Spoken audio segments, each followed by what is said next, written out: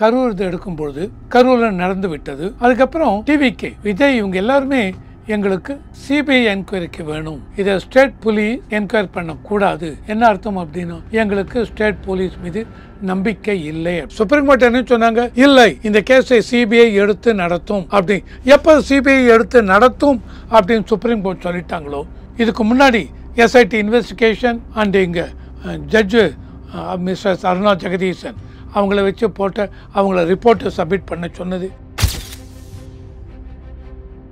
CBI தானே. எடுத்துங்க sir CBI enquiry, வாங்க சிபிஐ வந்து நீங்க பாருங்க கரூர் இன்சிடென்ட்ல என்ன நடந்தது நீங்க பாருங்க. எஸ்ஐடி இது வேண்டாம் அது வேண்டாம், police Tamil Nadu police they are not going to intervene, CBI வாங்கன்னு டிஎம்கே அரசாங்கம் முன்னாடி ஓப்பனாக கொடுத்துருக்கலாம். இல்லை அவங்க இது பண்ணும்பொழுது இந்த மாதிரி பண்ணும்பொழுது அப்போதான் கொஸ்டின் வருது, இரவோடு இரவாக ஏன் போஸ்ட்மார்ட்டம் பண்ணீங்க, விஜய் லேட்டாக வந்ததுனால தான் ஸ்டாம்பீடிங் நடந்தது அப்படின்னு டிஎம்கே கவுன்சில் இவங்க சுப்ரீம் கோர்ட்டில் வாதாடுறாங்க.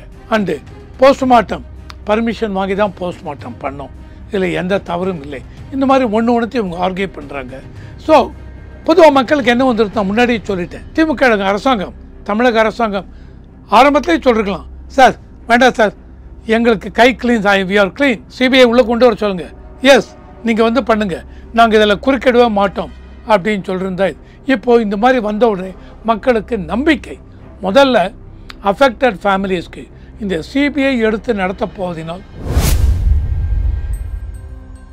ரிப்போர்ட் இருந்தால் இவரும் இன்வால்வ்டுன்னு ஒரு சந்தேகம். இன்டெலிஜென்ஸ் ஏஜென்சிஸ் இருக்காங்க இல்லையா, கொடுப்பாங்க இன்ஃபர்மேஷன், அந்த மாதிரி கொடுத்து எஸ் அவர் செந்தில் பாலாஜி மேலேயும் இந்த மாதிரி புகார் வருகிறது, அவரையும் விசாரிக்கலாம்னா எந்த ஒரு தயக்கமும் காட்ட மாட்டாங்க. சிபிஐ கண்டிப்பாக விசாரிப்பார்கள். அனுமதியை தட்டி கழிக்கிறேன்னு வச்சுக்கோங்க. போலீஸ் தமிழ்நாடு போலீஸ் என்ன பண்றீங்க, தமிழ்நாடு அரசாங்கம் சிபிஐன்னு சுப்ரீம் கோர்ட் சொல்லியாச்சு, சொன்னதுக்கு அப்புறம் யாராவது போல அப்படின்னா give us police protection, CBI அபிஷியல்ஸ்க்கு போலீஸ் ப்ரொடெக்ஷன் கொடுங்க, கொடுத்து அவங்களை பிடிச்சி இழுத்துன்னு போவோம் சிபிஐக்கு.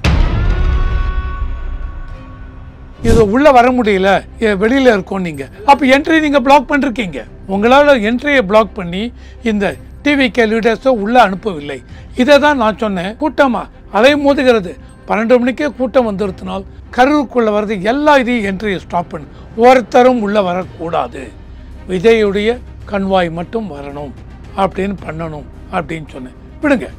இப்போ என்னோட பாயிண்ட் என்னன்னா, ஸோ இந்த மாதிரி இருக்கிறச்ச செந்தில் பாலாஜி அவர்கள் மீது இருந்தால் சந்தேகம் வந்தால் இந்த மாதிரி அவங்களுக்கு ரிப்போர்ட் இன்டெலிஜென்ஸ் ரிப்போர்ட் இருந்ததுன்னா,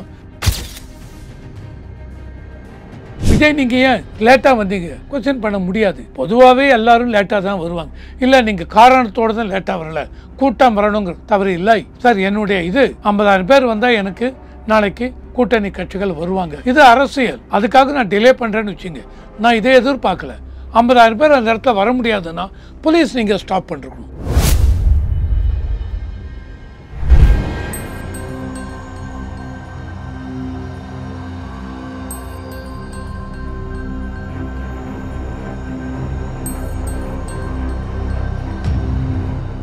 ரியல் ஒன் நேயர்களுக்கு வணக்கம். இன்று நம்மளுடைய நேர்காணலுக்கு அரசியல் விமர்சகரான திரு ரவிசங்கர் அவர்கள் இணைஞ்சிருக்காங்க. சார் வணக்கம்.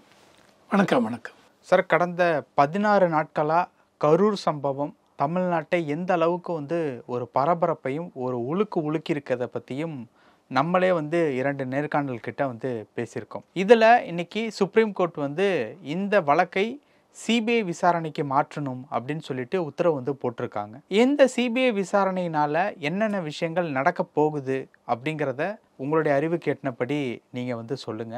அதுக்கு ஏற்றாற் போல இன்னைக்கு காலையில் அந்த கேஸில் மனுதாரர்கள் எங்களை ஏமாற்றி கையெழுத்து வாங்கி தான் அந்த கேஸை இது வரைக்கும் கொண்டு வந்திருக்காங்க அப்படிங்கிற ஸ்டேட்மெண்ட்டையும் கொடுத்துருக்காங்க. ஃபஸ்ட்டு இந்த சிபிஐ விசாரணைக்கு மாற்றுறதுனால என்னென்ன விஷயங்கள்லாம் மாறப்போகுது அப்படின்னு நீங்கள் நினைக்கிறீங்க சார்? பொதுவாகவே ஒரு சிபிஐ விசாரணை அப்படின்னு எடுக்கும்பொழுது மக்களுடைய மத்தியில் என்ன ஒரு நம்பிக்கை அப்படின்னால், அவர் எதிர்கட்சிகள், ஆளுங்கட்சி விட்டுருங்க, பொதுவாக நான் சொல்கிறேன், ஆளுங்கட்சி எந்த ஸ்டேட்டாக இருந்தாலும் ஆளுங்கட்சி அவங்க என்ன சொல்லுவாங்க, சிபிஐ வேண்டாம், அதாவது ப்ரொவைடட் ஆளுங்கட்சியே அவங்களுக்கே ஒரு சங்கடம், இந்த மாதிரி உண்மை வந்தால் சங்கடமெல்லாம் நமக்கு வரும் அப்படின்னு ஃபீல் பண்ணாங்கன்னா கூடிய வரைக்கும் சிபிஐ அப்படிங்கிறத உள்ள வரத்துக்கு அனுமதிக்க மாட்டாங்க. ஏன்னா அப்போல்லாம் அவங்க எதிர்கட்சியாக இருந்திருப்பாங்க கேட்கும்போது. அதனால் இன்றைக்கே பார்த்தீங்கன்னு வச்சுங்க, கேரளா ஆகட்டும், தமிழ்நாடு ஆகட்டும், வெஸ்ட் பெங்கால் ஆகட்டும், ஈவன் கர்நாடகாவிலும் இருக்குன்னு நினைக்கிறேன். இவங்களாம் வந்து ஸ்டேட் கவர்மெண்ட்டு எங்களுடைய பர்மிஷன் இல்லாமல் சிபிஐ உள்ளே வரக்கூடாது ஸ்டேட்டுக்குள்ளே. ஏன்னா முந்தியெல்லாம் அப்படி இல்லை. சிபிஐ எந்த ஸ்டேட்டுக்குள்ளே எப்படியும் போகலாம். 2018 அப்படி மாறிடுது. இவங்க என்ன பண்ணிட்டாங்க, எங்களை கேட்காம சிபிஐ வரக்கூடாது. அது ஸ்டேட்டுக்கு பர்மிஷன் இது இருக்குது, அத்தாரிட்டி இருக்குது. ஆனால் ஸ்டேட்டையும் தாண்டி ஜுடிஷரி, ஒரு ஹைகோர்ட், ஸ்டேட் ஹைகோர்ட்டோ இல்லை சுப்ரீம் கோர்ட்டோ, they can take a decision. உங்கள் பர்மிஷன்லாம் தேவையே இல்லைங்க, இந்த கேஸு சிபிஐ தான் விசாரிக்கும் அப்படின்னு சொன்னான்னு வச்சுங்க, ஒன்றும் பண்ண முடியாது. ஸோ ஸ்டேட்டுக்கு பவரை தாண்டி சிபிஐ, சுப்ரீம் கோர்ட்டோ ஹைகோர்ட்டோ முடிவு பண்ணலாம். இப்போ இந்த கேஸே எடுங்களேன். பொதுவாக சிபிஐ வந்தால் மக்களுக்கு நம்பிக்கை, அதாவது சிபிஐ எந்தவித பாரபட்சமும் இல்லாமல் முடிச்சிருவாங்க. ஆனால் இதையும் தாண்டி சில இந்த ஆப்போசிஷன் பார்ட்டியை சொல்கிறது, சிபிஐ ரைடு, இடிஐ ரைடு அது ஒழுங்காகவே நேர்மையாகவே நடந்தாலும் பொலிட்டிக்கல் வெண்டட்டா, எங்கள் மேலே இருக்கிற அரசியல் காழ்ப்புணர்ச்சி காரணமாக இவங்க பண்ணிட்டாங்க அப்படின்னு சொல்லுவாங்க. ஆனால் தமிழ்நாடு இந்த எலெக்ஷன், இந்த கரூர் இதை நீங்கள் எடுத்து பாருங்களேன். கரூர் இதை எடுக்கும்பொழுது கரூரில் நடந்து விட்டது. அதுக்கப்புறம் டிவிகே, விஜய், இவங்க எல்லாருமே எங்களுக்கு சிபிஐ என்கொயரிக்கு வேணும், இதை ஸ்டேட் போலீஸ் என்கொயரி பண்ணக்கூடாது. என்ன அர்த்தம் அப்படின்னா, எங்களுக்கு ஸ்டேட் போலீஸ் மீது நம்பிக்கை இல்லை அப்படிங்கிறாங்க. அந்த வார்த்தை நியாயமானதா அப்படின்னு நீங்கள் நினைக்கிறீங்களா? அதான் ஒருத்தருக்கும் சொல்லுவதற்கு ஒரு உரிமை இருக்கிறது. சார், எங்கள் பார்ட்டி இன்வால்வ் ஆன கேஸ், அதனால் நாங்கள் சொல்கிறோம் சார், எங்களுக்கு நம்பிக்கை இல்லை, அது நீங்கள் கேட்க முடியாது. இப்போது இவங்களை அரசியல் கட்சிங்க, அவங்க சொல்கிறது இல்லையா, சிபிஐ, இடி, இப்போ இவங்களையும் சேர்த்துட்டாங்க, எலெக்ஷன் கமிஷன் ஆஃப் இந்தியாவும் சேர்த்துட்டாங்க. சேர்த்து இவங்க எல்லாருமே பிஜேபியோட கைப்பாவை. கவர்னர் விட்டுட்டீங்க. ஓ, ஸோ இவங்க எல்லாருமே பிஜேபியோட கைப்பாவை. அதனால் இடி, சிபிஐ இதுக்கு மேலே எங்களுக்கு நம்பிக்கை கிடையாது அப்படி இப்படின்னு சொல்லிட்டு இவங்க உடனே சுப்ரீம் கோர்ட் அது இதுன்னு போவாங்க. இவங்க அப்போ சிபிஐ பற்றி சொல்லலாமா, இடியை பற்றி சொல்லலாமா? ஒருத்தருக்கு என்ன பண்ண, you got the right, state government you got the right, பேசுங்க. டிவிக்கே இவங்க சொல்லியிருக்காங்க சிபிஐ இது தான் வேணும்னு. பிஜேபி கட்சியை சார்ந்த கவுன்சிலர் ஒரு பெண்மணி, மேடம் உமா ஆனந்தன், அவங்களும் சென்னை ஹைகோர்ட்டில் போய் இந்த மாதிரி எங்களுக்கு சிபிஐ என்கொயரி கொண்டு வந்துருங்க, ஸ்டேட் இதெல்லாம் வேண்டாம் அப்படி இப்படின்னு சொன்னாங்க. இது எல்லாமே என்ன வெளிப்பாடு, எங்களுக்கு சிபிஐ வந்தால்தான் பாரபட்சம் இல்லாமல் இந்த கேஸ் போகும் அப்படின்னு ஒரு நம்பிக்கை. சென்னை ஹைகோர்ட் அவன் என்ன சொன்னாங்க, உமா ஆனந்தன் அவங்க போட்ட கேஸுக்கு, இல்லை சிபிஐ இதெல்லாம் பற்றி நாங்கள் விசாரிக்க இதுக்கு ஆர்டர் கொடுக்க முடியாது, ஏன்னால் எங்கள் ஜூரி செக்ஷனுக்குள்ளே கரூர் இல்லை, மதுரை பெஞ்சுக்கிட்ட தான் நீங்கள் போகணும் அப்படின்னு சொன்ன அதே சென்னை ஹைகோர்ட் இந்த கேஸை எடுத்துட்டு எஸ்ஐடி இன்வெஸ்டிகேஷன் ஆர்டர் பண்ணாங்க மிஸ்டர் அஸ்ரா கர்க்கு கீழே. அப்போ உங்களுக்கு பரவாயில்லையா, ஏன்னா மதுரை பெஞ்சு கீழே தான் ஜூரி செக்ஷன் கிடச்சி, இவங்க எப்படி ஜூரி செக்ஷன் எடுத்தாங்க? இதையும் தாண்டி இவங்க இதில் சென்னை ஹைகோர்ட் என்ன பண்ணிருக்காங்க, அவங்கள கேட்டது எஸ்ஓபி, ஸ்டாண்டர்ட் ஆப்ரேட்டிங் ப்ரொசீஜர். அதாவது இயர் ஆஃப்டர் எந்த ஒரு பொலிட்டிக்கல் மீட்டிங், எலெக்ஷன் மீட்டிங் இதெல்லாம் நடக்கும்போது இந்த மாதிரி துயர சம்பவங்கள் நடக்க வேண்டாம், நடக்கக்கூடாது, அப்போ என்ன விதமான ஏற்பாடுகளை பண்ண வேண்டும் அப்படின்ட்டு ஹைகோர்ட் நீங்களே ஸ்டாண்டர்ட் ஆப்ரேட்டிங் ப்ரொசீஜர்பாங்க. முதல்ல என்ன பண்ணணும், ரெண்டாவது என்ன பண்ணணும், மூணாவது என்ன பண்ணணும், அப்படி ஒன்று ஸ்டெப் பை ஸ்டெப், ஓகேவா, இதை நீங்கள் சொல்லணும்னு சொல்லியிருக்காங்க.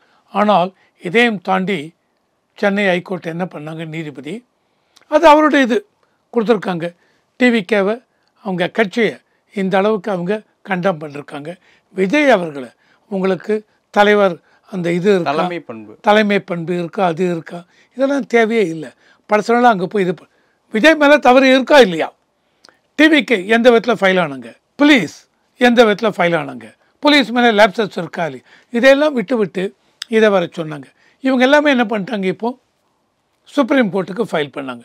சுப்ரீம் கோர்ட்டில் டிவிகே பார்ட்டி, பிஜேபி 2, 3 அந்த கரூரை சேர்ந்த அஃபெக்டட் ஃபேமிலிஸ் அதில் 3 பேர் அவங்களும் ஃபைல் பண்ணாங்க. பண்ணி எங்களுக்கு சிபிஐ என்கொயரி வேண்டும் கண்டிப்பாக அப்படின்னாங்க. உடனே சிபிஐ கரூரில் இவங்க வக்கீல், இவங்க பொன் வில்சன் அவர்கள் இவர் என்ன வாதாடுறாரு அப்படின்னா இடைக்கால உத்தரவு தான் அப்படின்னு சொல்லியிருக்காரு இந்த சிபிஐ மாற்றம். அந்த மாதிரி இவங்க சிபிஐ இடைக்கால உத்தரவு அதெல்லாம் சொல்லவே இல்லை. அவர் சொல்றாரு தெரியல, சுப்ரீம் கோர்ட் இதில் நானும் படித்தேன், இல்லை எங்கே நான் மிஸ் பண்ணேன்னு தெரியாது. இடைக்கால உத்தரவுன்னு சொல்லவில்லை. சுப்ரீம் கோர்ட் என்ன சொன்னாங்க, இல்லை இந்த கேஸை சிபிஐ எடுத்து நடத்தும் அப்படி. எப்போ சிபிஐ எடுத்து நடத்தும் அப்படின்னு சுப்ரீம் கோர்ட் சொல்லிட்டாங்களோ, இதுக்கு முன்னாடி எஸ்ஐடி இன்வெஸ்டிகேஷன் அண்டு இங்கே ஜட்ஜு மிஸ்டர் அருணா ஜெகதீசன் அவங்கள வச்சு போட்ட அவங்கள ரிப்போர்ட்டை சப்மிட் பண்ண சொன்னது, இது எல்லாமே என்னுடைய opinion. I am not a legal expert, but என் ஒப்பீனியன் அடிபட்டு போய்விடும். ஏன்னா mister Aruna Jagadeesan judge, retired judge, அவங்களே நாளைக்கு ஒரு ரிப்போர்ட்டு கொடுத்தாலும் இந்த ரிப்போர்ட் பிரகாரம் எல்லாமே சரியாக தான் நடந்திருக்கு, சந்தேகத்துக்கு இடமில்லாமல் நடந்திருக்கு, தமிழக அரசாங்கத்தின் மீது எந்தவித பிரச்சனையும் கிடையாது, அதனால் கேஸ் எடுத்து மூடிடலாம் அப்படின்னு சொன்னால் முடியாது. ஏன்னா சுப்ரீம் கோர்ட் சிபிஐ என்கொயரி பண்ணணும்னு சொல்லிட்டாங்க. இதையும் தாண்டி சுப்ரீம் கோர்ட் என்ன சொல்கிறாங்க, ரிட்டையர்டு ஜட்ஜ் மிஸ்டர் அஜய் ரஸ்கோ, எஸ் ரஸ்தோகி, ஓகேவா, அவருடைய தலைமை கீழே 2 IPS அஃபீஷியல். சரி, அதுதான் இப்போ நான் கேட்குறேன். இப்போ சிபிஐ விசாரணை கொடுத்துருக்காங்க, இது என்ன மாற்றம் நிகழ்த்த போகுது, என்ன மாற்றம் நிகழும்? ஸோ அதாவது முதல் இது எதுக்காக சிபிஐ என்கொயரி கேட்டாங்க எல்லாரும், எங்களுக்கு போலீஸ் இது மாதிரி நம்பிக்கை இல்லை. வெவ்வேறு கேஸ் கொண்டு வருவாங்க, அண்ணா யூனிவர்சிட்டி கேஸ்லேருந்து, அந்த ஆம்ஸ்ட்ராங் கொலை வழக்குலேருந்து, இதுக்கு முன்னாடி ராமஜெய மீது, then Kodanad case, so many cases. இப்போ தூத்துக்குடி இதுலேயே இந்த ஷூட்டிங் இதில் நீங்கள் பார்த்தீங்கன்னு வச்சிங்களேன், ஏடிஎம்கே பீரியடில் மிஸ்டர் எடப்பாடி பழனிசாமி இருக்கிறச்ச போட்டது, அதையும் ஜஸ்டிஸ் அருணா ஜெகதீசன் அவங்க தலைமை கீழே தான் அது போட்டாங்க. அதுக்கப்புறம் அவங்க ரிப்போர்ட்டை சப்மிட் பண்ணாங்க. அது ஸ்டேட் கவர்மெண்ட் அப்போ மாறி விட்டது. ஆனாலும் அந்த ரிப்போர்ட்டு பப்ளிஷ் பண்ணவில்லை. யார் மேலே என்ன தப்பு, அந்த 13-14 புலீஸ் ஷூட் பண்ணாங்க இல்லையா, அவங்களுக்கு பதவி உயர்வு தான் கொடுத்தாங்க இந்த அரசாங்கம் இல்லையா. ஸோ அப்போ மக்களுக்கு என்ன தோன்றுது, என்ன சார் இதுக்கு ஒரு சிபிஐ மாதிரி ரிப்போர்ட் கொடுத்துருந்தால் நல்லபடியாக இருந்திருக்குமே அப்படின்னு. அதாவது மக்களுடைய எண்ணம் என்னன்னா, இதை ரைட்டாக தப்பாக நான் போகவே வரல. மக்களுடைய எண்ணம் என்னன்னா, ஒரு ஸ்டேட்டில் நடந்திருக்கு, ஸ்டேட் கவர்மெண்ட் இன்வால்வ் ஆகிருப்பாங்களோ, அந்த ஸ்டேட் கவர்மெண்ட்டுடைய மினிஸ்டர் இன்வால்வ் ஆகிருப்பாங்களோ அப்படின்னு ஒரு சந்தேகத்தோடு மக்கள், அரசியல் எதிர்க்கட்சிகள் இந்த மாதிரி பேசும்பொழுது அப்போ என்ன பண்ணணும், சார் ஒரு இதுவும் வேண்டாம் சார், எங்களுக்கு எந்த விதத்திலையும் இதில் சம்மந்தம் இல்லை, சிபிஐ தானே எடுத்துங்க சார், சிபிஐ என்கொயரி வாங்க, சிபிஐ வந்து நீங்கள் பாருங்கள் கரூர் இன்சிடெண்ட்டில் என்ன நடந்தது நீங்கள் பாருங்கள். எஸ்ஐடி இது வேண்டாம் அது வேண்டாம், புலீஸ், தமிழ்நாடு புலீஸ் தேர் not going to intervene, CBI வாங்கன்னு டிஎம்கே அரசாங்கம் முன்னாடி ஓப்பனாக கொடுத்துருக்கலாம். இல்லை அவங்க இது பண்ணும்பொழுது, இந்த மாதிரி பண்ணும்பொழுது அப்போ தான் கொஸ்டின் வருது. என்ன கேட்குறாங்க, இரவோடு இரவாக ஏன் போஸ்ட்மார்ட்டம் பண்ணிங்க அப்படின்னு கொஸ்டின் மதுரை பெஞ்சே கேட்குறாங்க, Madurai bench of Chennai high court கேட்குறாங்க. ஆனால் இப்போ இவங்க என்ன சொல்கிறாங்க, அதுக்கு reply, district administration collector permission வாங்கி தான் இதை முடிவு பண்ணோம், மாவட்டத்தினுடைய தலைமை அவங்க இதை வாங்கி தான், அதனால் இரவோடு இரவாக பண்ணுவதற்கு பர்மிஷன் கொடுத்தாங்க, நாங்கள் பண்ணோம் அப்படிங்கிறாங்க. சரி, இரவோடு இரவாக சுப்ரீம் கோர்ட் கேட்குறோம், எவ்வளவு லெபார்ட்ரியில் வச்சு இதை பண்ணிங்க, எவ்வளோ லெபார்ட்ரியில் வச்சு இந்த போஸ்ட்மார்ட்டம் பண்ணிங்க, 40 பாடி 41 பாடி, எவ்வளோ டாக்டர்ஸ் வந்தாங்க, எப்படி அவ்வளோ டாக்டர்ஸ் வந்தாங்க. இப்போ இவங்க என்ன சொல்கிறாங்க, இல்லை அந்த இடத்துல ஒரு மெடிக்கல் கான்ஃபரன்ஸ் நடந்தது, 200-300 டாக்டர்ஸ் இருக்காங்க, அவங்க எல்லோரும் வச்சு வெவ்வேறு லேபில் எத்தனை டேபிளில் வச்சு பண்ணிங்க, எவ்வளோ மணி நேரத்தில் பண்ணி, 4 மணி நேரமும் நான் பண்ணி முடிச்சிட்டாங்க, 40 இவ்வளோ நேரத்தை முடிக்க முடியுமா, பண்ணி முடிக்க முடியுமா, இதை தான் அவங்களுடைய கொஸ்டின். இதெல்லாம் வரும்பொழுது இவங்களுடைய ரிப்ளை என்ன அப்படின்னா, இல்லை விஜய் லேட்டாக வந்ததுனால தான் ஸ்டாம்பீடிங் நடந்தது அப்படின்னு டிஎம்கே கவுன்சில் இவங்க சுப்ரீம் கோர்ட்டில் வாதாடுறாங்க. அண்டு போஸ்ட்மார்ட்டம் பர்மிஷன் வாங்கி தான் போஸ்ட்மார்ட்டம் பண்ணோம், இதில் எந்த தவறும் இல்லை, இந்த மாதிரி ஒன்று இவங்க ஆர்கியூ பண்ணுறாங்க. ஸோ பொதுவாக மக்களுக்கு என்ன வந்துருக்கு, நான் முன்னாடியே சொல்லிட்டேன், திமுக அரசாங்கம், தமிழக அரசாங்கம் ஆரம்பத்திலே சொல்லிருக்கலாம், சார் வேண்டாம் சார் எங்களுக்கு கை clean, we are clean, CBI உள்ளே கொண்டு வர சொல்லுங்கள், எஸ் நீங்கள் வந்து பண்ணுங்கள், நாங்கள் இதில் குறுக்கிடவே மாட்டோம் அப்படின்னு சொல்லியிருந்தா இது.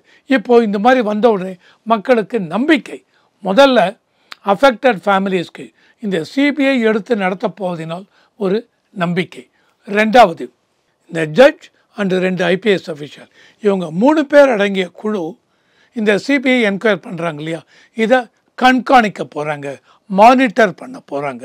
அப்போ என்ன அர்த்தம்? சிபிஐ உங்கள் இஷ்டத்துக்கு டைம் எடுக்க முடியாது.